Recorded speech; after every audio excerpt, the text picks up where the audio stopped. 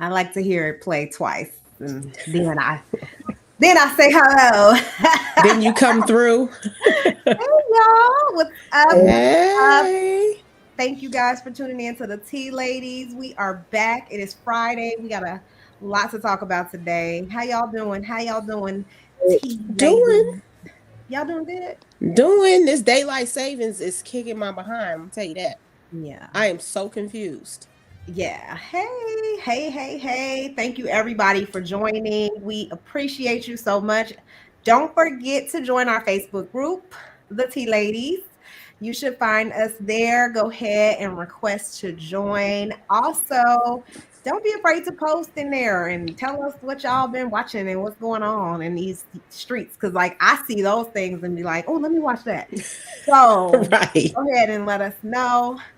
Also, don't forget we're on our new channel. So all of you guys, please subscribe to our new channel, The Tea Ladies on YouTube. So we just want to, make sure that we get those subscriptions up so we can keep y'all in the loop and make sure that we communicate. But it's good to see some of y'all back. Yes. Anyway, y'all want to say y'all hellos to everybody? Y'all got something to say to the folks out there? No? Yes. I mean, I appreciate them coming through and sitting with us. You know what I mean? Yeah. Time is precious these days. And if you checking our show out and spending time with us, I would definitely appreciate you. Yes. Thank you for that. All right. We got a topic for the week. It was a little emotional for us. I know we all kind of were affected by this. So we want to go ahead and show the clip first, right? E Black, and then we can talk about kind of what the topic is from there and stem from there. But we want to talk about Lil Scrap D and Mama D and Love and Hip Hop Atlanta, that scene where he pretty much kind of poured his heart out about stuff that he had been going through as a child. And so let's just kind of watch it for those of us who haven't seen it. Yes. It was emotional for me. I wonder how y'all feel. So let us know in the comments how you feel about it. And then we want to talk further and have a discussion about that particular scene. So we'll see. All right. I don't know if it's queued up. Maybe I moved too fast. I'll be flying through this. be flying through the show, because we know we got a lot to talk about. Like, it was a lot, things going on the like, different wait. So shows and stuff. yeah, I really want to, I really thought this scene was powerful, and we can talk about kind of how childhood trauma affects you in your relationships.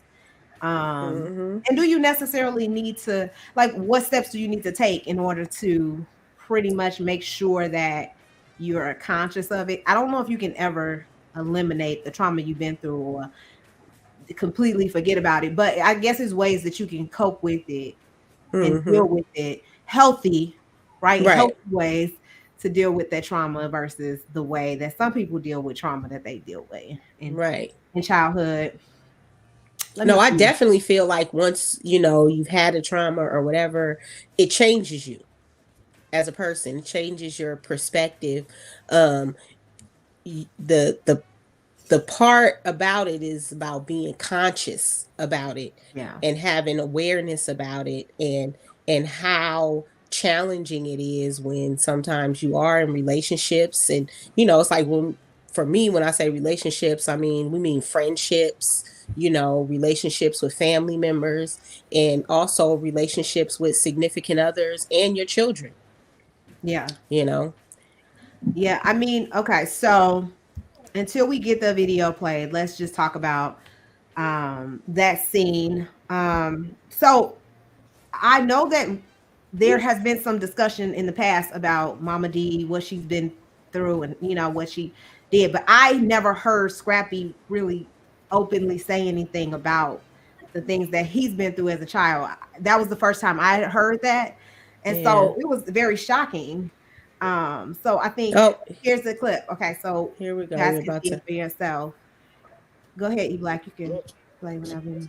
I'm saying, like, I don't even, like, I'm in. What did y'all think he said when they was beeping it out? Like, what did he walk in and witness? Did you catch it? Was he saying he walked in and witnessed people having sex, or what was he? He wasn't saying that he witnessed anything. What he was saying is I believe that his room was used by people. His mother was a pimp. Right. And his room was being used for tricks to kind of do their thing. And so as a child, he was sleeping with his mother in her room, which was off limits to everybody. Okay. And that's what I took it to understand. What you think that? I was like, okay, he, they wasn't allowing whatever it was. Yeah, they just let it flow. Was really wondering, like, okay, what did he see, or what was the problem? Obviously, you're gonna see a lot if you grow up in a house where your mama pimp and the whores is in the house selling tricks. Like, I know, obviously, but I was curious what he said in that moment. It made everybody cry. Right. Everybody is in there like bawling. So I was just trying to figure it out. But go ahead, we can play the rest so we can comment on it. We never seen Scrap like this. Hey, yo, it's Safaree. Listen. Okay, so right. I'm just confused because I did not hear Mama D's reaction to that, and then I felt like she kind of tried to make a joke at the end and lighten up the mood, which was I didn't really appreciate that. What you say? Joke to it. Maybe it was too difficult for her to listen to. That's why she made a joke to it. Sometimes you ain't gonna take things the way you think they should take it. Yeah. And so I personally, I loved it what happened with Scrappy and mom. But at the end of the day, me and my other girlfriend had a conversation about the situation, and we said, as the parents, we're doing things that we don't have the things we don't want our kids to know. But did Mama D help Scrappy get his career started? Yes, she did. He said she put money in his pocket. Yes. So she did the best she could with what she had. You're gonna have battle wounds. I feel like you're gonna have battle wounds as a child. It is what it is. Either you're gonna get over it, you do better, and whatever. You're gonna have battle wounds. But you picked a woman just like your mama did. If you decided to pick Bambi and you say she hard and your mama hard, you pick somebody just like your mama. Well, that's trauma bonding. It's called trauma bonding. He has a trauma bond with Bambi. So my thing is to Scrappy, did you pick somebody just like your mama, or you could have picked somebody who was soft in? You made a choice to pick Bambi. You made a choice. You made a choice. And at the end of the day, did you make a choice that knowing that your mama and your wife might not get along? Yes, because they are both bullheaded and both strong women. Come on now. Don't act like you didn't play a part in this situation too. Period. What's your reaction, Erica, to the video? I do think that his when it comes to Bambi, that is what, in the psychology world would call the trauma bond, where you go. It's so easy for us to go to what we're used to. I grew up in a household with certain things, and before I met my husband, I was in a relationship where someone put their hands on me, and my mama sensed it. She never liked him. I never understood why she didn't like him until playfully something went too far. And it was like, you can't be playing and, like do damage like that. You know what I mean? And what happens next? But I was unaware. It takes a certain amount of awareness to break the chains of trauma when you've been in it. And I think that, when I watch him in that moment, it's like he's just now having an awakening. Like he said, he never knew about therapy. And now he's getting therapy and he's understanding certain things. And I do respect Scrappy in the relationship with his mother, because just like how you were saying, you never knew that that was the history between them. He protects her a lot because, like he said in that clip, I don't care. I still love my mama. A lot of people are like that with their kids, their parents, their significant others. It's not no love loss because of the damage, but it would do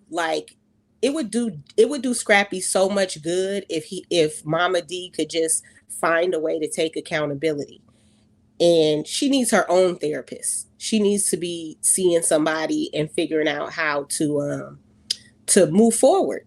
Because even when it was a little sting to me when she was like, so I'll forgive him and his wife. And I'm like, what the fuck did they do? I'm assuming she's talking about because he. Yeah, but it was a long time coming though. Yeah, I feel like I have in all honesty, I Mm-hmm. didn't cuss my daddy out too. Because if you're not gonna be honest and truthful about the past, then it's damaging to me. So if you don't want to be honest about it, just let's not talk about it. But I'm going to be honest about it. And if you don't want to, I'm not going to let you tell lies and be culpable to the lies. Yeah. So I do think that was a little, like she has a way of deflecting the responsibility onto others and not taking accountability for her own actions. Like her telling Shekinah, like, I would never go and tell my son's wife's friend or my son's girlfriend's friend about something that my son told me in confidence. That just seems what is the goal there? Where the fight stems from. That's where the fight stems from. And so he end up divorced, and your grandchildren end up without a father in the home. What?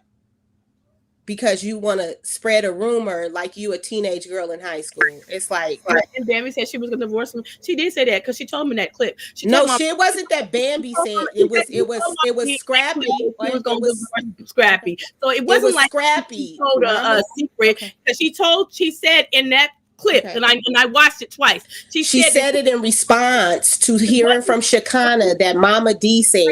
She didn't say anything was not true because she said she was going to divorce Scrappy.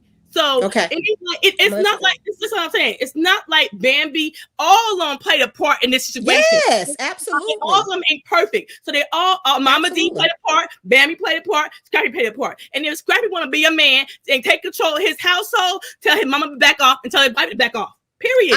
I absolutely think that. So when somebody. Like when that, I'm saying, she wasn't talking about because she and not only did she didn't tell, she told her friends told Mama D, so they was all talking about Scrappy and Bambi getting a divorce. So it wasn't like nobody else didn't know. Everybody else knew the shit too. I'm just saying. So in this episode in particular, what happened was in the previous episode, Scrappy went and had a conversation with his mother, and he did say to her, I sometimes I just be thinking about getting a divorce. Oh, okay. That is what Mama D went and said to Shekinah, and she just delivered the message and said, Scrap, my son talking about he want to get a divorce. Then That Shekinah is, told Bambi. and then Shekinah told Bambi, "Hey, friend." But other women knew that Bambi said she wanted a divorce from his But ass she was too. saying it. So Yes, she it did. was all saying it was all saying it. They all can take culpability of the situation because it's not like the Bambi was innocent in the situation. She played a big part. And she played a big part in why her and Mama D don't get along. Period. If she really wanted Scrappy to have a peaceful home, and he did say his wife was hard, if she really wanted him to have a peaceful home, one big problem is him and his mama is having issues. If she really wanted to play a peaceful thing and make sure Scrappy was okay, she should have said, Scrappy, let's work this out with your mom. No, she didn't say that. She was doubling down too. They were both doubling down. So if they all played a part in this situation, I wouldn't want to be because Mama D be pushing what's that girl name on Scrappy? Shay Johnson. Shay Johnson. She be, that's my baby, and I want her to be the girl. Like I would be like done with Mama D too, because that's to me, it's like, why are you doing that type of stuff? If You're you the want grandma us to have a relationship. I do not want to be always dealing with my man being put, I think that in a sense, Mama D doesn't really want him to be committed because she did Erica the same way. She did not like Erica while Scrappy was dating Erica, but then now she is so close to Erica. She loved Erica to death. And now that they're not together. I think that she doesn't want Scrappy to be committed to a woman seriously. I think she wants him to just, not put anybody above her because she did do so much for Scrappy. She is responsible for his career. She did help him get put on. She was there through all of that. So I think for her, she feels like I need to be the queen and foremost. The queen of the castle. You can have your little side chick. Scrappy gets in his life. Maybe she feels like the women Scrappy gets in his life don't treat her right. Right. She don't like the way Bambi treats her. So maybe that's why she felt like Shay was the best one for him because Shay did never do that, but the other women have done that to her. He don't think Shay's the best. No, I know that he don't think Shay is good for her, but it's his choice. Right. But the other women have been disrespectful for her. The one thing I do know about her and Shay relationship is Shay have never been disrespectful to her. And the other women have really bonded with her from the beginning. And I think some relationships are like that with mother-in-laws, and then some of them are a little bit more. You got to have a little bit more work. But like Shay also didn't have the time. Shay didn't have a close relationship. At the time, Shay didn't have a close relationship with her own mother. So she was looking for a mother to fill that void.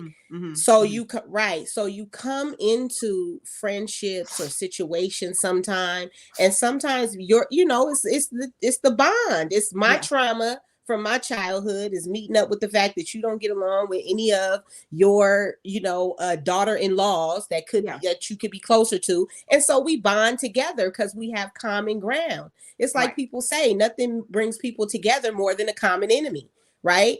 I mean, it's just the truth. Okay, so how do y'all think that childhood trauma affects relationships? Because I know we've been talking about specifically just the Mama D and Scrappy situation, but just in general, like, do you think childhood trauma affects relationships? How do you see that, like, being a part of the future? How do you see that as, affecting that relationship in any way, if any way you can think of? Because I can think of I know I have a best friend or a friend who her mother did drugs, and even though she would tell me now, like, her mom protected her so much because they were in weird situations, her mom always made sure like that she knew where her kids was. She was on top of this. She didn't let strange men around them. Even in her drug addiction, she still kept them safe. And that's how my friend remembers it. You know what I mean? I think eventually when she got older, her mother got clean, but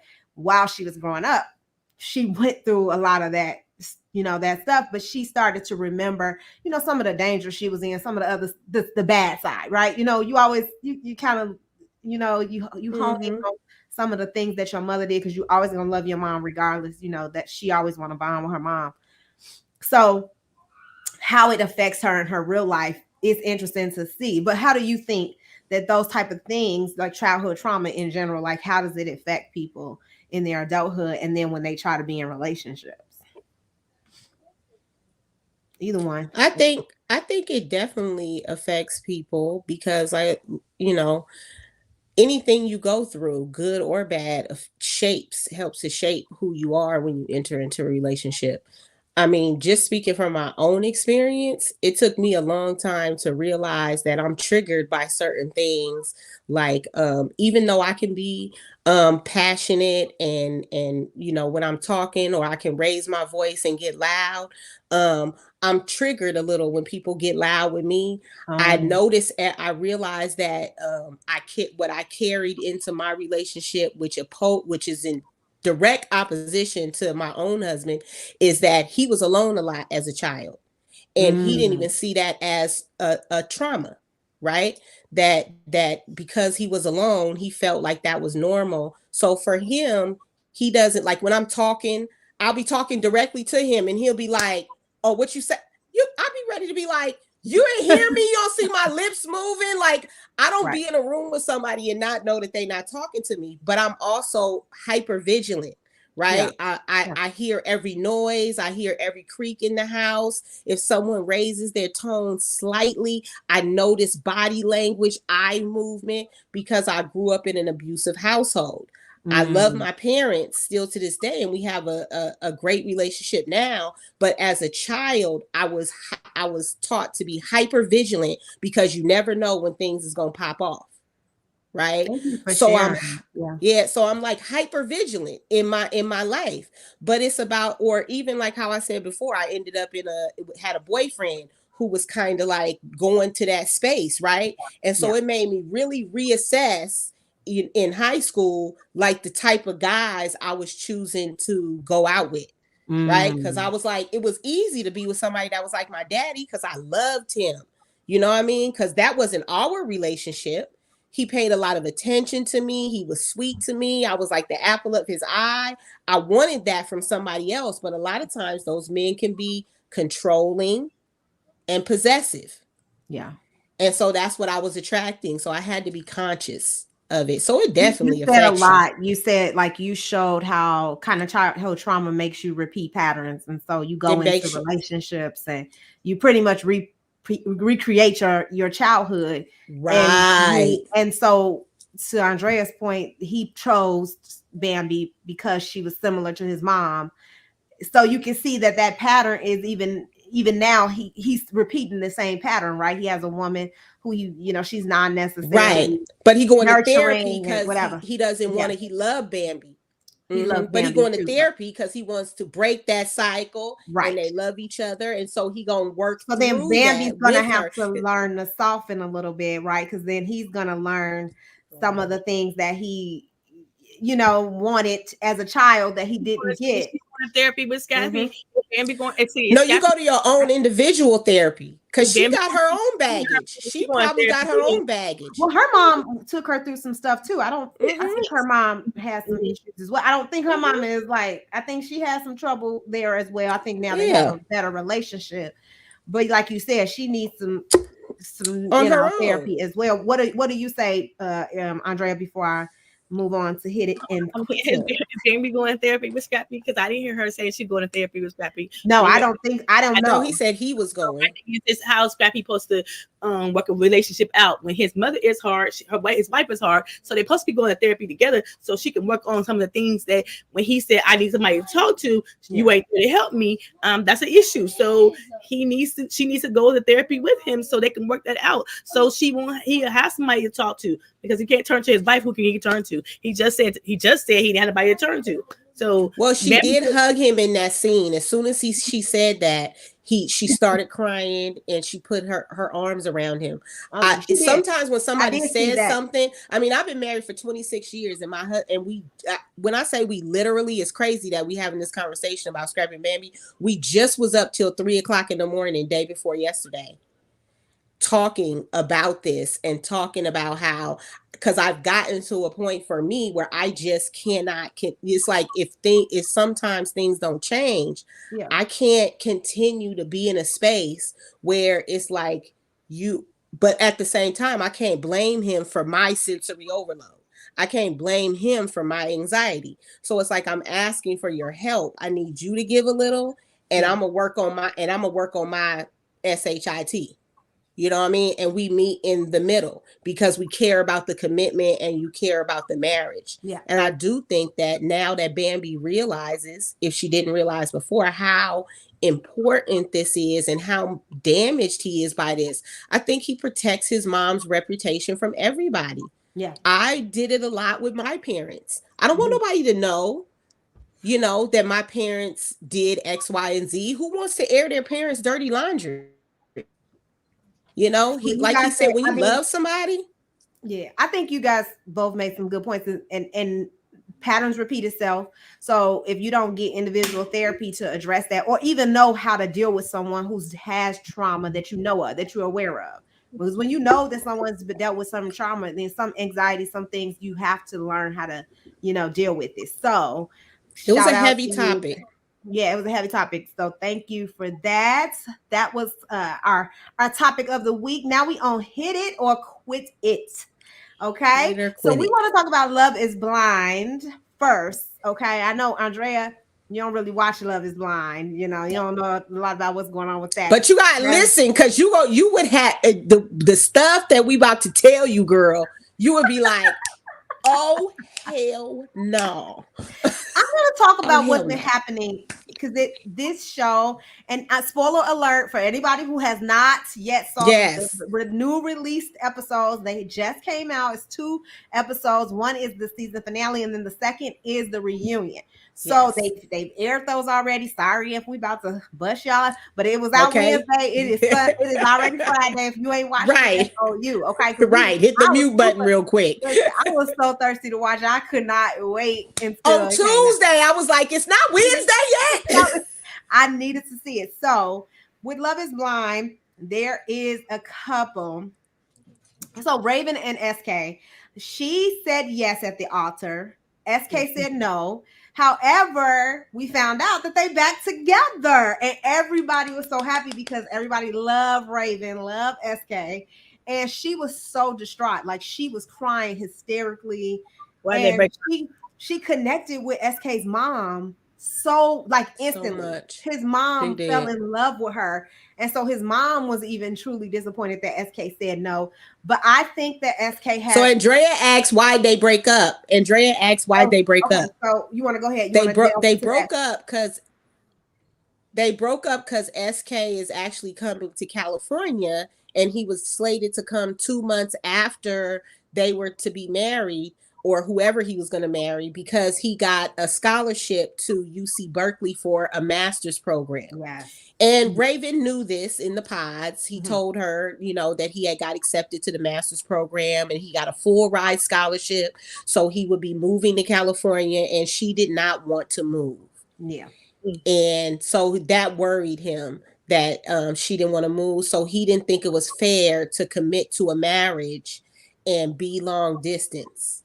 And her mother, and so that was why her mother wouldn't come to the wedding. He thought that was a red flag. He's very family oriented. He felt like that was weird. Right? Her mom. They from the South. They from the dirty. I think it was mostly because it was on TV. You know, some people don't want to participate in Raven said it was from the dirty. Raven said that she was raised by the white side of her family. What'd you say, Andrea? I didn't hear. It's a biracial couple. She's biracial. She's biracial, and he's Nigerian. Okay. So, yes. So and she was raised by the white side of her family. Yeah, she's white. And in the South. And she told him that sometimes they have some political views that aren't in alignment with certain things, which made sense to me about why she lived in Dallas and why she had Black friends, because she grew up with her white family. She had a conservative family, and I think I believe so. They really didn't want to participate in the show, and there was issues with that. SK thought that was strange, and he didn't really want to marry her. Mommy and daddy, one of her parents is Black, and one of her parents is white. Is that right? Yes, her dad is Black, because her mom. I don't know which one.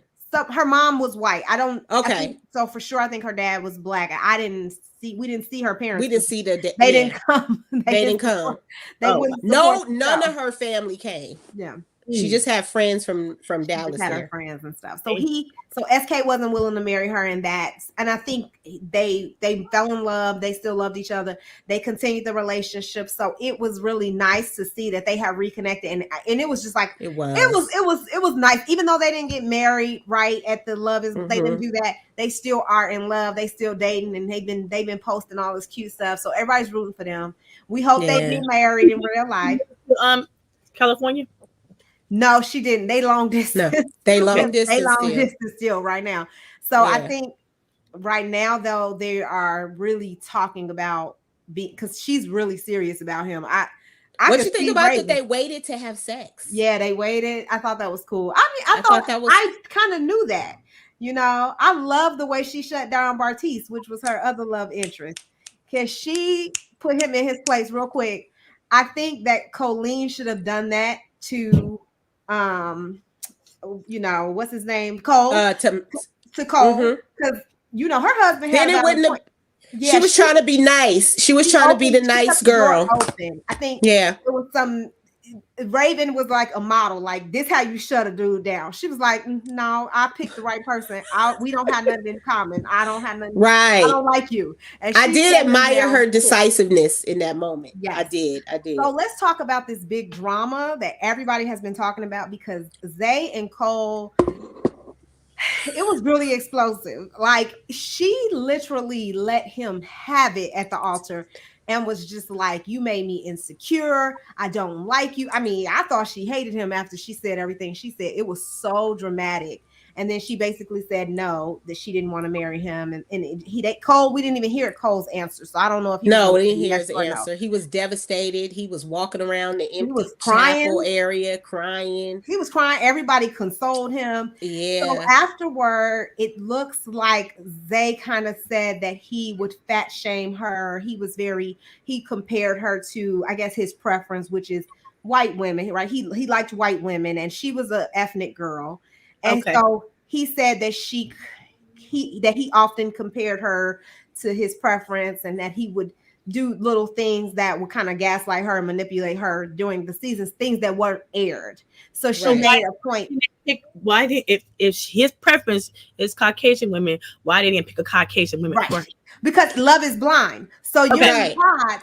You don't know who you're connecting with. You know what I'm saying? What Andrea is saying, I said this to my husband who was watching it. I said, if you remember his proposal, I probably would have said no. And the reason why was because his proposal, he said, you're usually not what I would go for, but you're probably what I need. Yeah, he did. And I was like, if I could give any advice to any young girl, it's like if a guy is only marrying you or in a relationship with you because you what he need, it means that he doesn't know if he's really hot for you. Like, I feel like you need, in most relationships, you need that at some point. Like, you gotta have some sexual chemistry or some sexual attraction, even though he hadn't seen her yet. For him to say, you probably not what I would go for in the real world, but you're probably what I need. She wasn't. He was not physically attracted to her at all. He did have he felt like he had a mental connection with her, but for him, he felt like he didn't have a physical attraction. And she's beautiful. You see her. She came to the reunion banging. She was the best dressed. She's not an ugly woman at all. She's beautiful, but he was not physically attracted to her body type and her characteristics. It's just what it was. And she kind of struggled with that the whole season. So a lot of people had a lot of backlash for Cole and for Zay. Some people don't like her. So it was just split. People were like mad because she made him cry, and some people thought she was being too hard. He fat shamed her. He should have made him cry. Damn it, I wouldn't care if he cried on camera. He wouldn't bother me one bit. Damn it. I thought his tears was fake as hell. Okay. But everybody was like, no, he's so down. I said, I've seen serial killers cry, so stop. I've seen every. I don't mean a damn thing. Because she is a beautiful girl. I'm looking at her; she's beautiful. Yeah, so she's better. She's so pretty. He was crying and boo-hooing and acting fool. It wouldn't bother me one bit. Because nobody was tripping off Cole. The whole season you did shit to me, and you didn't get to see it. Oh, okay. Well, now we on camera. We gonna show it. I'm gonna tell you everything you done to me. Okay. She went Cole reminds me of that guy who's had people who he thought would love him unconditionally, like kind of leave him hanging, and he's baby. Erica, listen.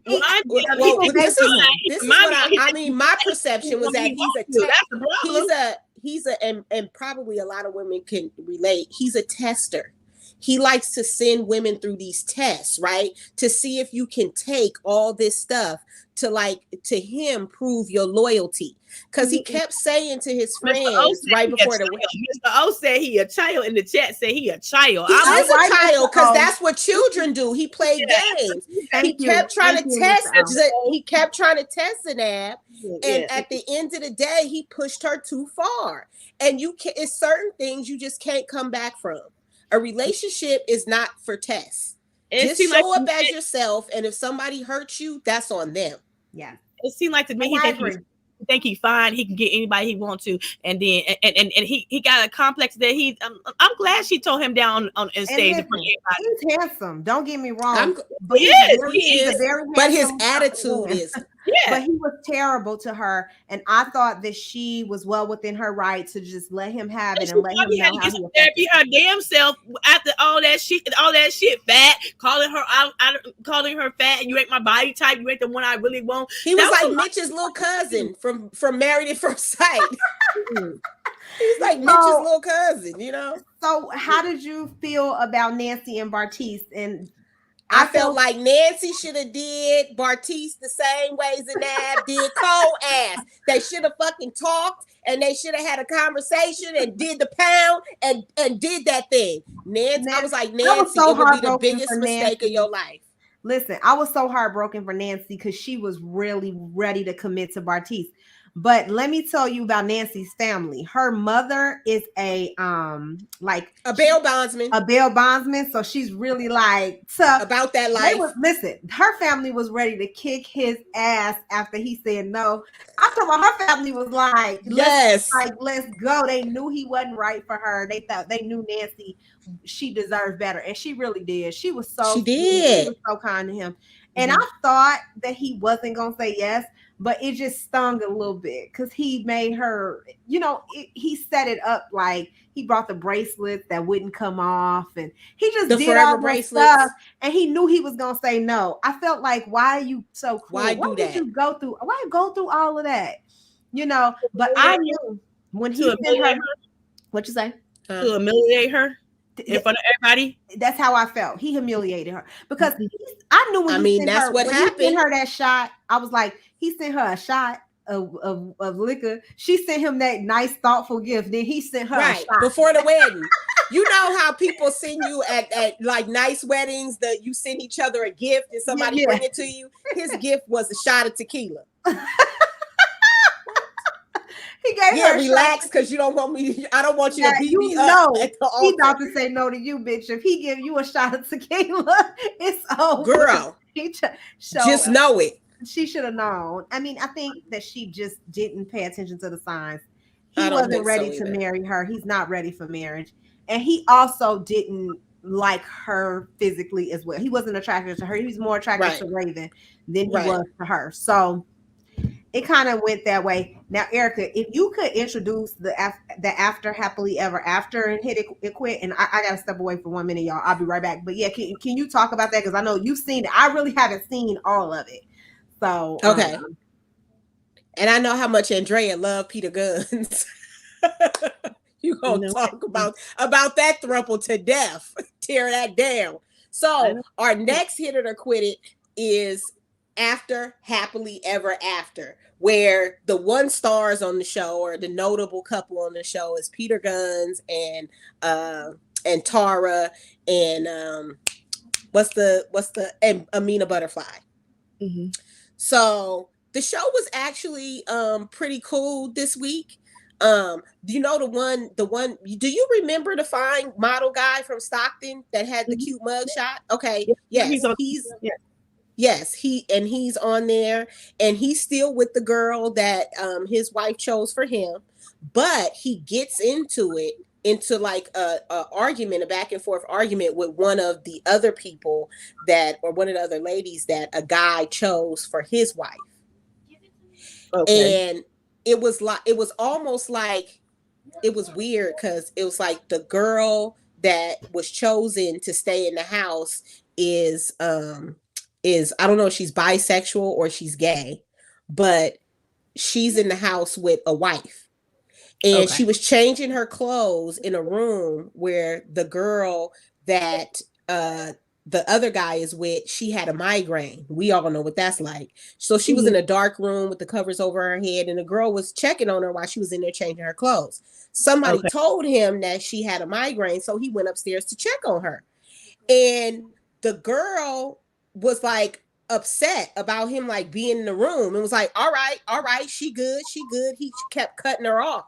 She kept cutting him off, right? And so it just became like a misunderstanding. And I think it was like, you know how sometimes the girl who might present as the more masculine one in a gay relationship kind of is like butts heads with men that are around. To me, it was like that's what happened, right? Like she brought her male energy to the table and felt like she was being protective of the girl that was in the room. And he was just trying to check on her and make sure he was wrong. I was actually really impressed with how he handled it, because it really could have went far left. Did you see that part, Tawana? You didn't see that part? I saw the first 2 episodes and I ain't hit it since then, y'all. I'm telling you. So little shorty wop. I forget their names. Everybody name, because I watched so many shows, but the little short guy that was married to the pretty dark-skinned lady that's bisexual, right? He chose another woman this time. Oh, and the girl with the braids chose him, even though her husband chose him to be with the girl with the braids, because they kind of been flirty with each other in the house, and I think he noticed that. So he chose him. And they, at the end, spoiler alert, they didn't work out. She decided that he wasn't, I think she wanted somebody more assertive. Okay. And I don't know if he just had a problem being assertive in the house with her husband or her ex-husband being there that he was cool with. But when it comes to Peter and Tara, I just, I'm gonna binge it. So I swear they should just get married sometimes. I do. I just be like, she's been with him like 17 years, 18 years. Yes. I mean, a long time. It was like 13 years when she found out about Mena. Right. She ain't gonna let Peter go. I'm sorry. They've been together a long time. He still love Peter, and he can have anybody else he want, and she's still gonna go back to him. So I don't know why you're on this show. They need to check. That's how I feel. They need to check. I think he loved her too. He been super jealous about the guy he picked for her. They just need that check. Get your money. Get your money. I feel like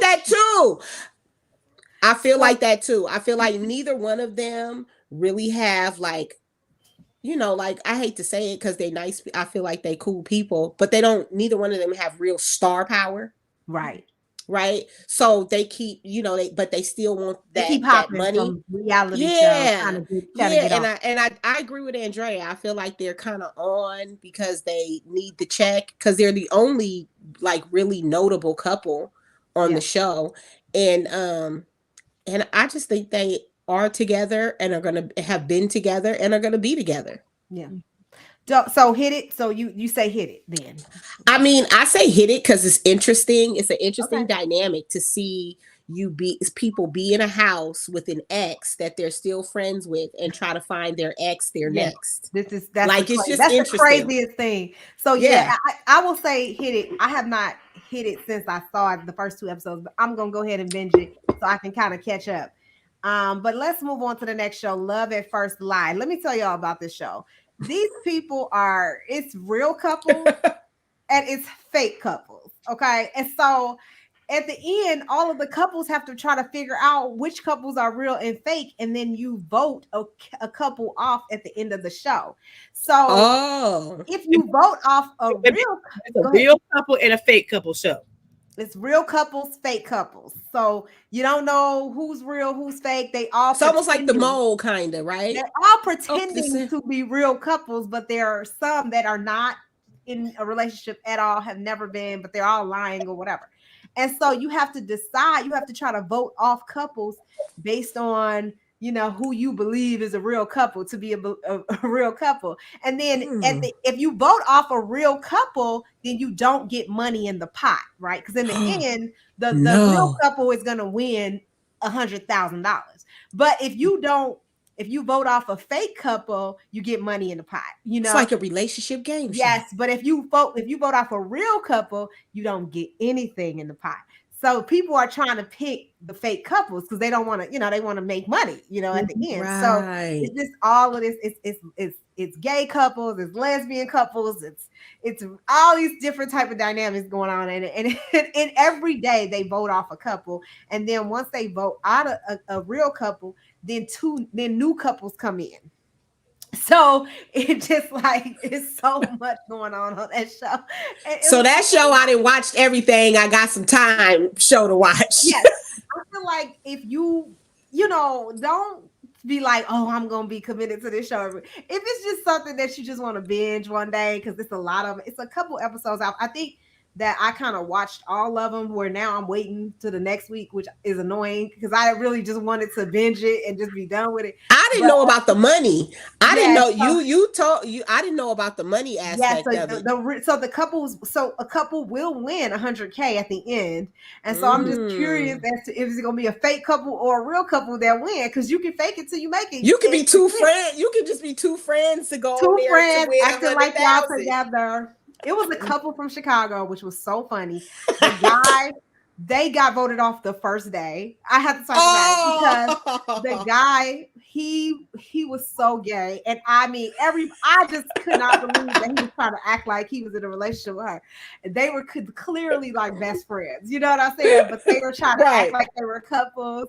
And the couples instantly knew they was phony. Like all of the couples was like, y'all fake as hell, whatever. Goodness. I don't think people knew they were gay, but people just, you know, that they weren't a real couple. Yeah.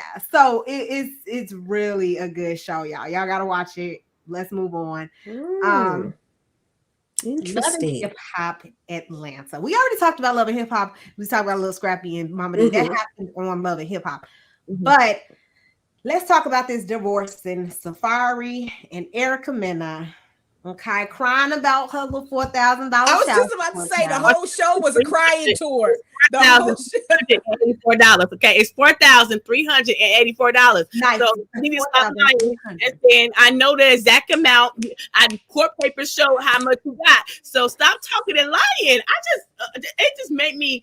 I don't know if she reshot that scene, because I watched that stuff on Instagram and TikTok, and look, that scene was reshot 3 times. Oh. 3 times, like it was shot 3 times, because we heard Lil Scrappy the first time, and when she heard him the second time, it was different. It was like somebody shot that scene 3 times. Oh, you right. Oh.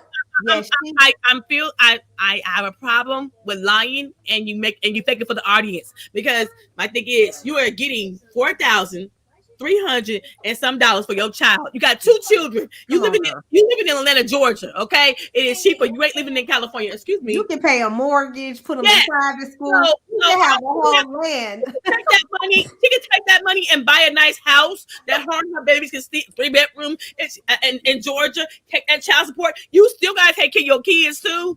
And Scrappy he did say, I'm waiting to the court case and I'm gonna do what I have to do. Now I'm wondering how much did she expect to get? She's gonna get the California money. I'm sorry. I feel like she was. I mean, I did feel like she thought that she was going to get an amount of money that was comparable to their current lifestyle. Like the whole, like in Cali, like I know here, you supposed to still, like, it's not like, you know, I understand that for me, if it was $4,000 or $4,500 a month, yes, that's a lot of money to regular, everyday, getting up, hardworking people, right? But these people have like fox furs and stuff in the middle of summer. So right? she want her money, huh? She like, no. Right. But I mean, I'm talking about Safaree. I'm saying Safaree has all these things as well. He has records. He travels. He does things. I just failed to believe that back of something, and he was saying for her. He didn't get all the money from her anyway. So you knew what kind of money he was already bringing in. Don't act like he was already balling. He wasn't. Well, he wasn't, but right now he actually really She wants some of that dildo line, Erica. She wants some. But you just sometimes you got to play the waiting game and you take them back to court and get them current financial statements. Okay. And two, let this be a lesson to just women in general. You know, make sure you cover your ass because let me tell you. It has never happened to me, but it happened to me as a child, right? Men and women alike will hide their finances, their ways.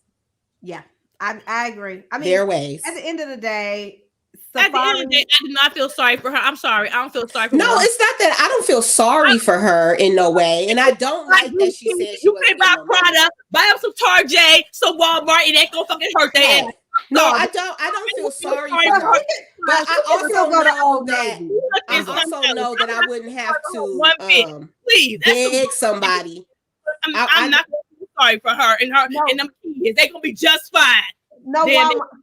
Well, Andrea, with $4,000, she ain't got to go to Walmart. She can still go to the Gap and Old Navy. Yes, but are you gonna speak money right? Are you gonna speak on money right? So I don't feel sorry for her. She got enough money to take care of them kids. He's doing what he's supposed to. The court ordered him to pay that money. Right now, the mortgage on a $500,000 house is about $35,400. So okay, but I could a house in Atlanta. But she's not a regular.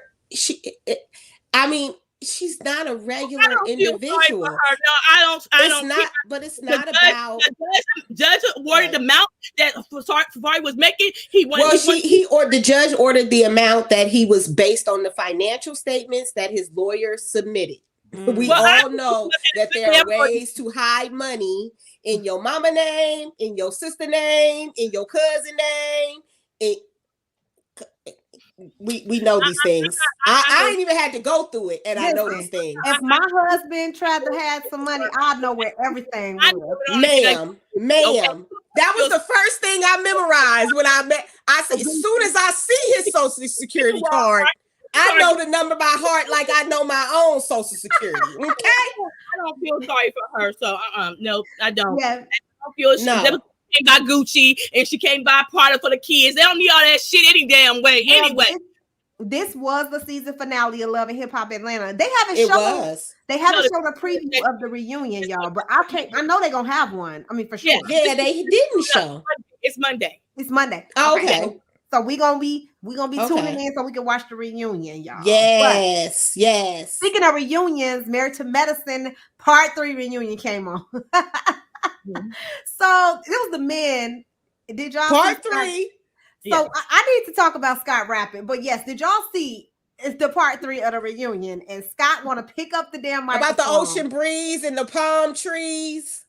And he want to put Contessa Mind at ease. He don't sit. It was something like that. Down while he trying to rap at the age. No, he lost his man. Talking about that's his new passion. Okay. But anyway, Contessa was trying to gas him up. Like, go, baby. Girl, bye. Andrea says, girl, bye. Stick to medicine and leave the medicine alone. You two all be rapping. Leave the rapping alone. Stick to medicine. Don't you be medicine. Andrea would have told her own man, no, you're not. Yeah. No, you're not. I'd have told him, babe, don't. No, we ain't doing that. You ain't trying here embarrassing us and the family. No, baby, you do well in medicine. Okay, medicine brings a paycheck in, baby. Let's keep on doing that. You save lives. Stick to that.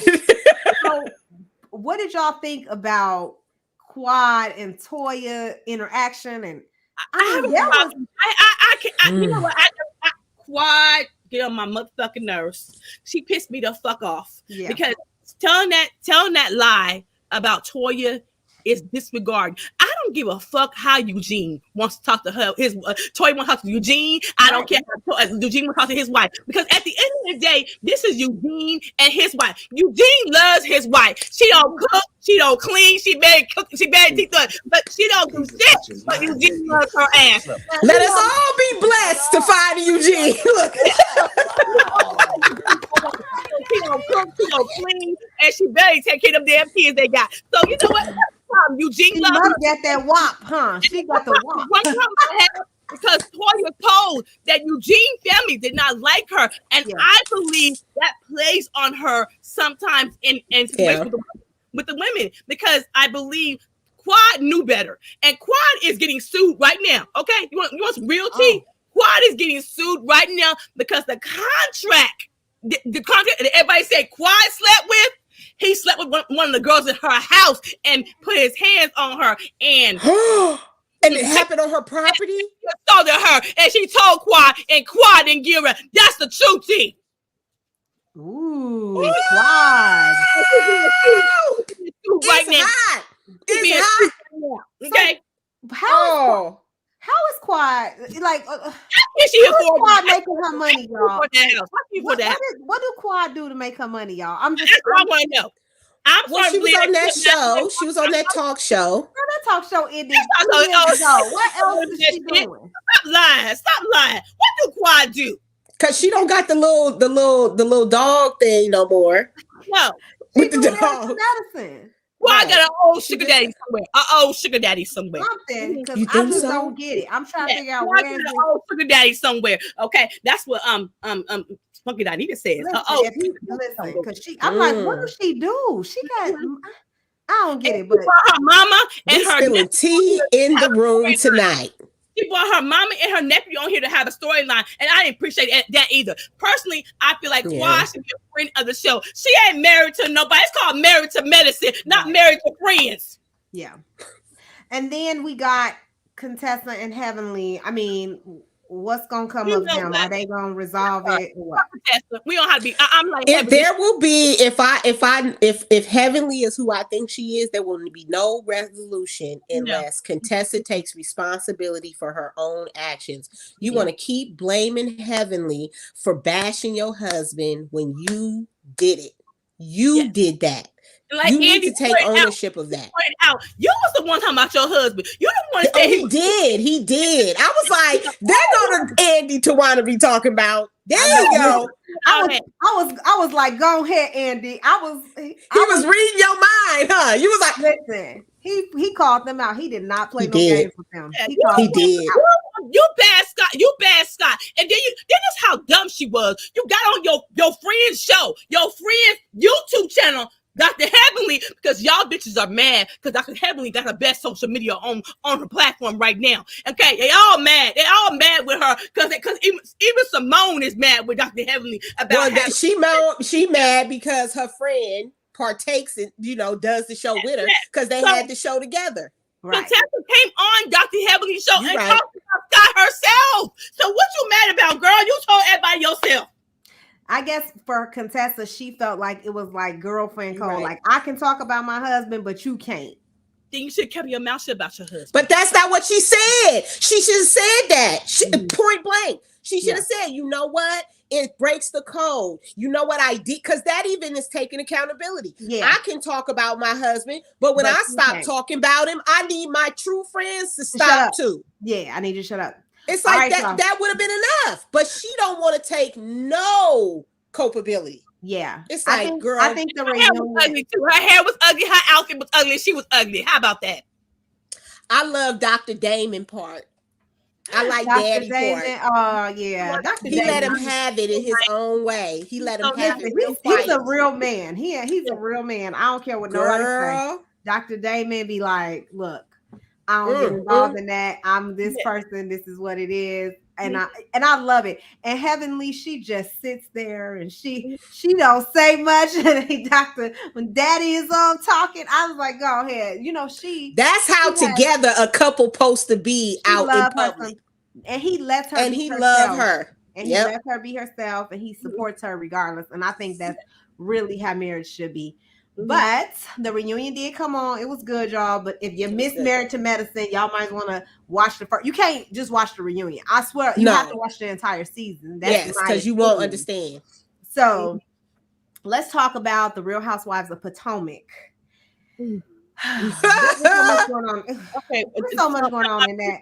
I'm sick of Robin because somebody need to punch Robin in her face. How you there? You gonna put your head in somebody's face and think it's gonna be How all? did she lie on Wendy so just fluently? She was just like, I never did that. Blah blah blah. And then doing it. Her and Giselle got pretty girl syndrome, and they think they can do anything they want to, and ain't nobody gonna say that about their asses. But you know what? I hope Ashley was like, get your head out my damn face. Get your head out my face. Well, why are they ganging up on Wendy? And then here's the thing. Bravo showed an entire clip where Robin was being held back by Sheree with trying to fight her Wendy in a civil conversation. Why have Giselle and Robin decided to just attack Wendy this season? Like, I don't know. They don't have nobody else. Better against Wendy, and the thing is, they want Wendy off the show. They do. And even Candace said it. I heard Candace do a live, but she said that that she felt like Robin and Giselle are the pretty girls, and they have been attacking dark-skinned women. That's what she said. Candace said that. Do you think colorism plays a part in the way they're acting? Because I feel like they do get the pretty girl privilege. Yes, like nobody called Robin aggressive, and she is very aggressive. She's very aggressive. She even said, "Don't say that." She said, "This is what she said. Don't say that because you in play like I'm a thug." But we want to say you are. Don't say right. No, I mean, no, you cannot be a thug.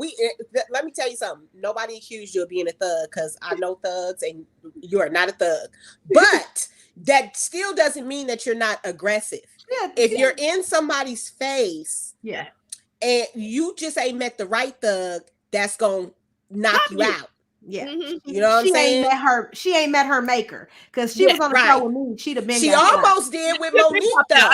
They showed that clip on somebody's thing when Monique was outside with that umbrella. I would have popped her out. First time she got and Giselle knocked you right on out. Like, get out my face. Yeah, like right. Yeah, and they accused Monique of being aggressive, and Giselle even hired security. And she this big. Monique this big. She the smallest thing on the show. And Giselle hired security and said she would not film with Monique. Okay, so how your friend Robin is aggressive to Wendy, and you was like, I ain't aggressive. I'm like, well, girl, yes you are. They get that mouth. That mouth is real aggressive. That y'all mouth got a is lot real of aggressive. mouth, but y'all don't want nobody to respond. See, Wendy be responding, and she reads them for filth. When she responds, okay, they can't even handle it. She goes in. She don't have no filter. They can't say nothing about her and her husband and her life. No. Her life is beautiful. She is educated. She has money. She has wealth. What they can't really say much about Wendy. What can they say about her? Right. But Wendy can talk about them for a long time. She can read the list. Okay. Robin still ain't married to Juan, and Juan is in some trouble already. He getting sued with his.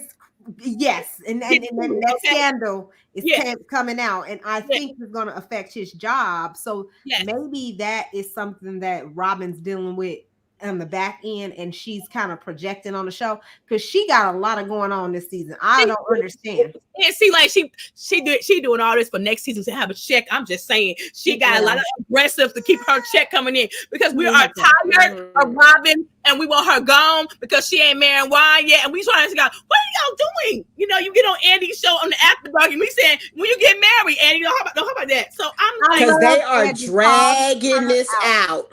Yeah, so she is doing this for her check for next season because I'm like, if Robin can go, she can go. I don't want to see her again. I don't want to see her.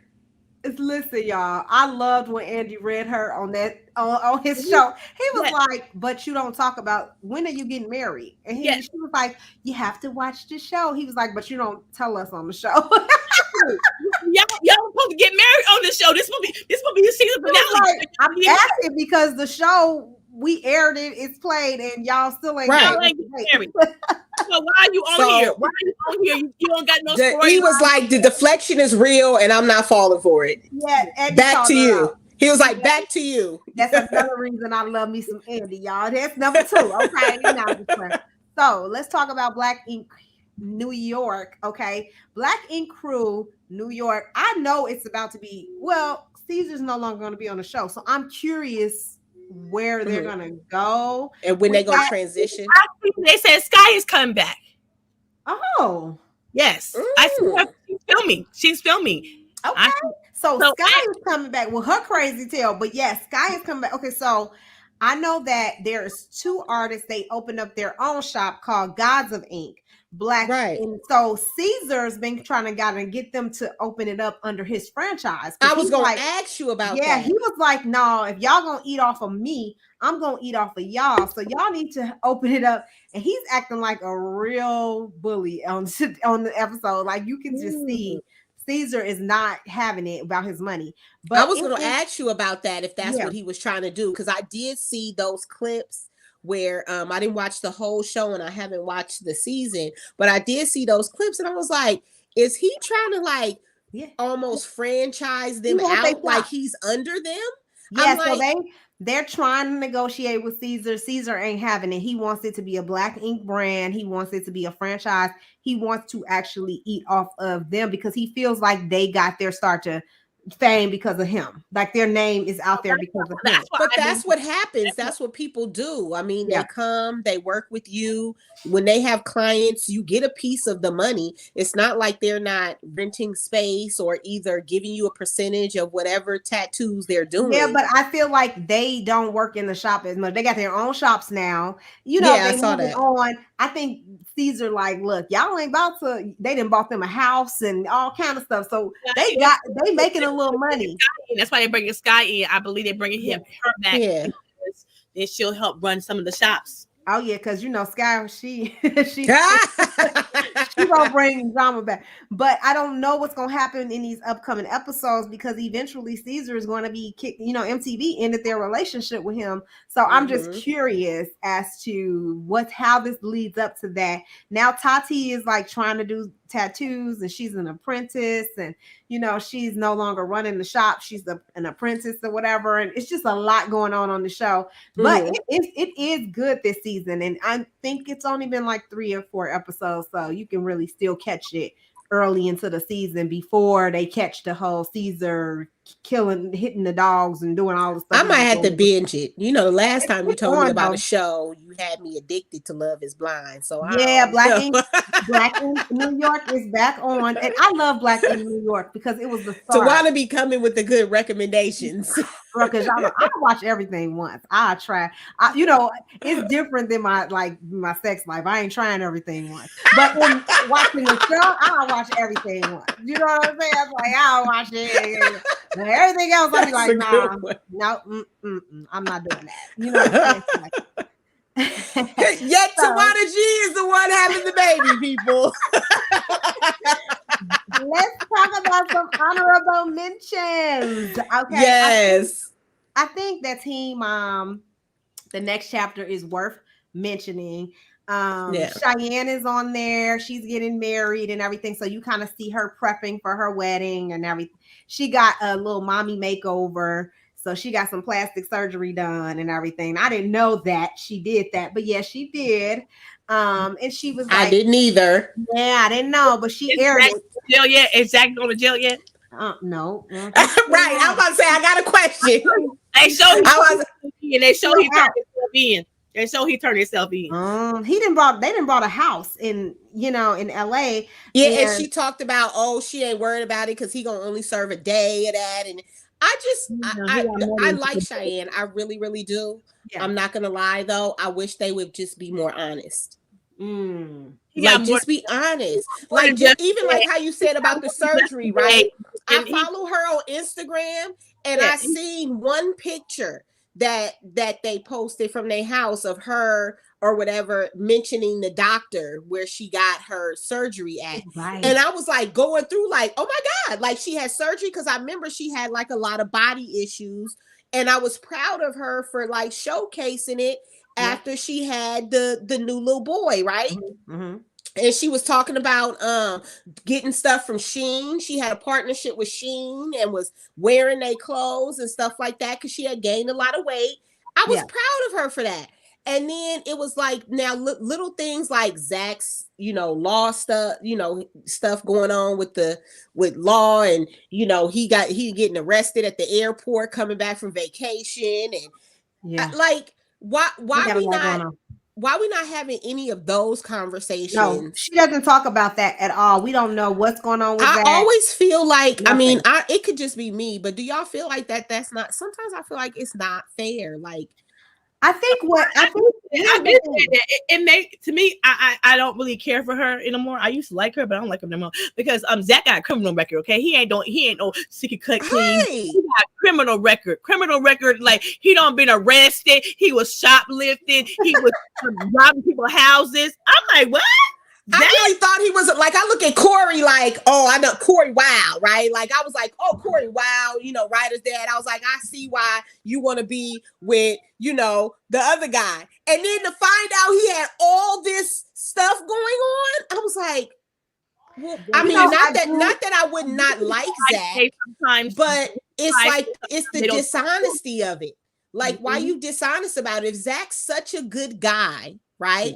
Why you not trusting us as human beings to understand that people make mistakes, and he has righted that, we and would now forgive he's him. great. Yeah, we would be fine. We would be but fine. you got to be honest. I think that body makeover that she had that free. Okay, MTP paid for that wedding. Okay, so y'all didn't pay for shit. So don't be acting like y'all. See, that's what I be making mad about these teen moms. Y'all ain't damn struggling. You got money. MTP paid for a wedding. Because they got $1 million house. Yeah, so y'all ain't struggling.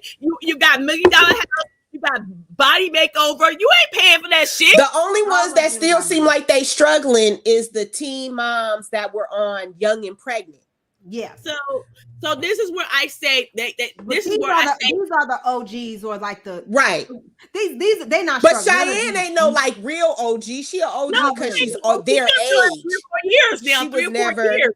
So, but the thing is, don't lie to us. Say y'all struggling when y'all not. Y'all got contracts. You buying houses. Well, one thing about Cheyenne that is a good thing is that relationship with her child's father. They have a really good co-parenting relationship. Yeah, and that I think people it's should beautiful do that and really learn how to co-parent. It's beautiful. Effectively. It is really good, and they make sure that whoever they with, their partners, is on board with it, or they just be like, I'm done. And they families. At the end of the day, the families are families is on board with the co-parenting. So that's one good thing about it. So I think it's an honorable mention, to say the least. I mean, Amber, she lost custody of her son. Oh, I feel bad in this episode, and that's what I don't like, because Amber truly tried with this child. She did. She mother this child, and so that man. I say he bamboozled her to have that baby. Oh, he did. So Amber could support him. Yeah. And so I think he did a disservice to Amber, because all he wanted to her had that baby because she's on Teen Mom to get money from her. And I have a problem with did y'all see the house and how the condition he left the house in? Yes. It was disgusting. Yes. Because she had to move out of the house that they shared. He was living in a marital home with the baby. Yeah. And he left it it was disgusting. The fact that Tawana said that a kid lives in that home, he had soiled sheets and pillows that looked like they were old and just disgusting. So my thing is, what judge allowed him to take baby to California and give Amber she had a good relationship with the baby, and she has a mental illness that she's getting help for, that she's working through. Mm-hmm. And I thought that was wrong, that they did not give her some kind of custody over her son, or at least visitation, and they allowed him to take her son out of the state. So now he doesn't even live anywhere close to her. She has to arrange for visits and stuff like that.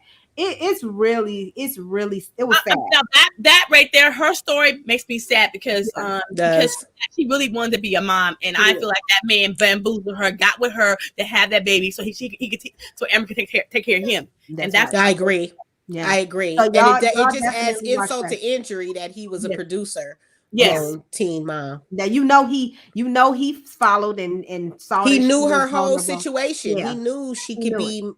It was like he was an opportunist. So y'all go ahead and watch that. That's an honorable mention. That's something worth watching. Yes. What about the Surreal Life? I think the Surreal Life is an honorable mention. There is some craziness that happened on the last show. Dennis Rodman, like, he is a drinker. I'm not gonna call him anything. Well, he's dealing with his. He's coping. He's using drinking as a coping mechanism. And when he drinks, he gets blunt and he get dark. It get dark. And he get dark.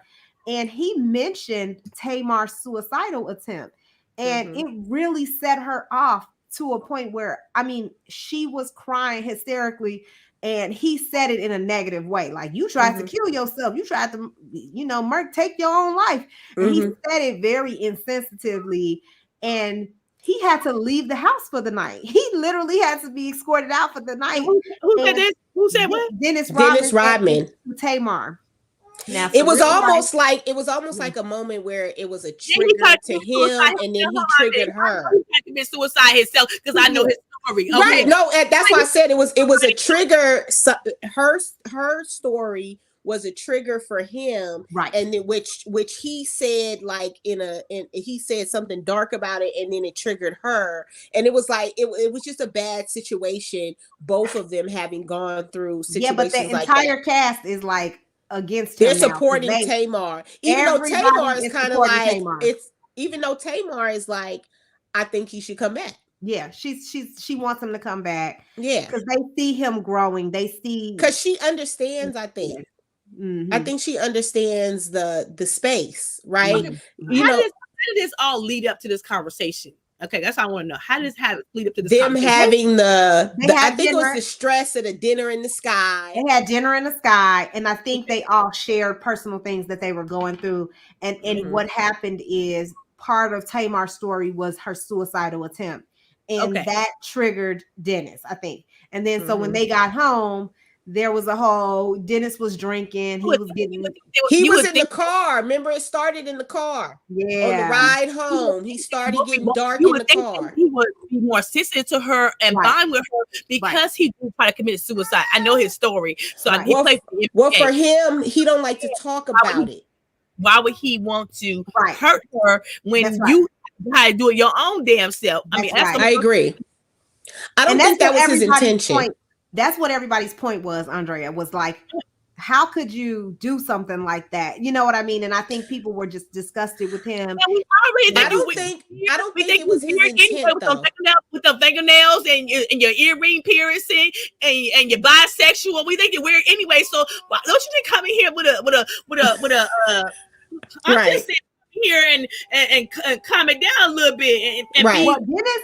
Dennis can be very nice, or he can be extremely crazy.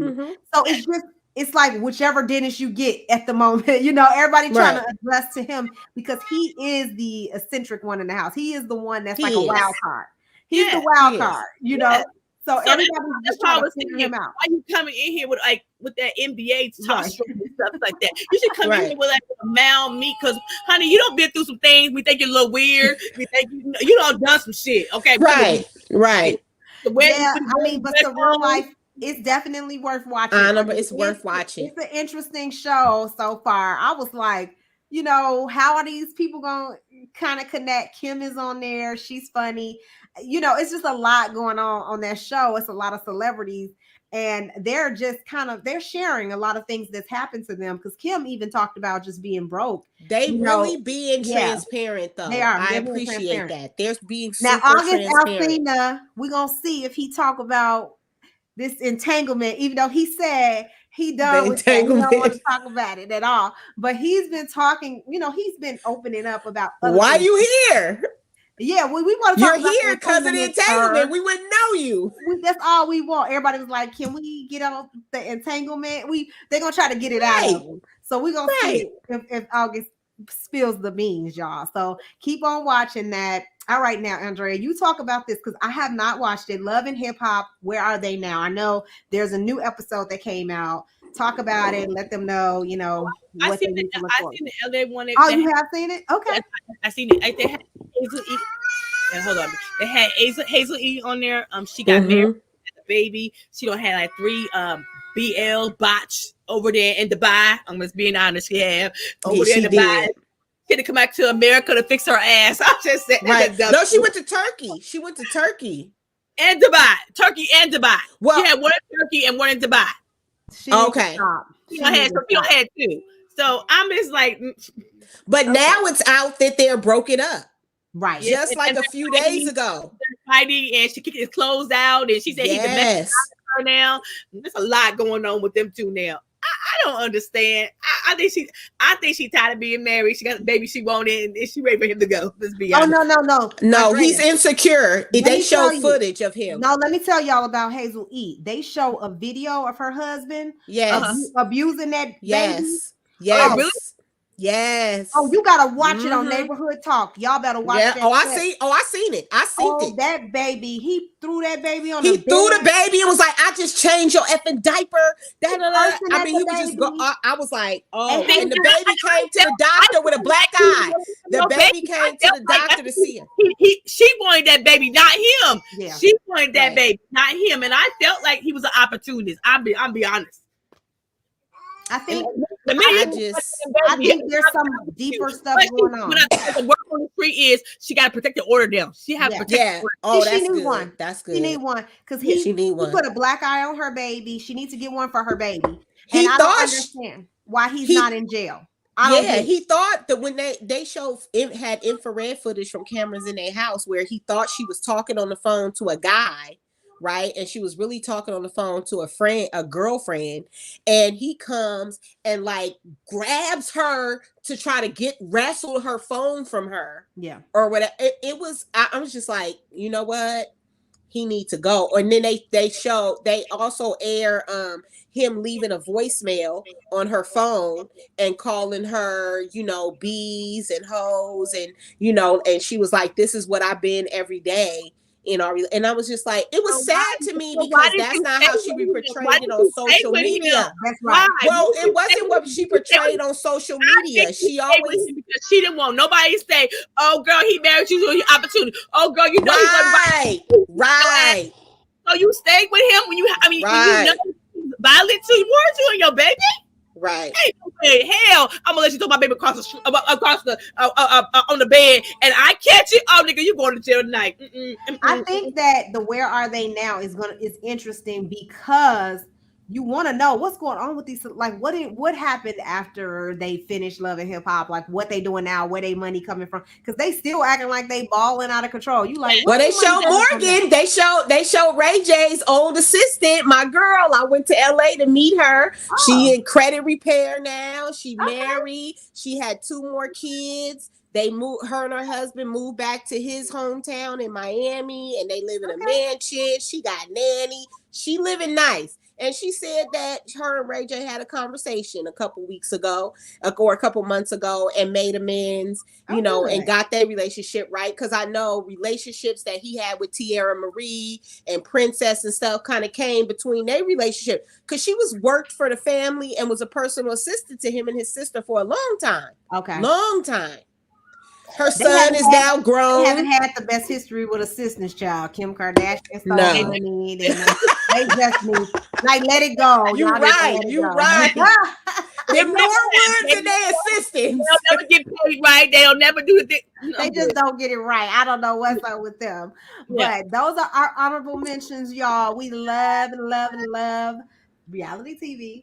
So we giving y'all what we think y'all gonna like and what y'all can binge. Check them out and stuff that y'all can really watch and get a good episode from. So go back, Teen Mom, Surreal Life, Love and Hip Hop, but don't forget to tune in to us next Friday. We'll be back. Don't forget to like the video, comment, subscribe.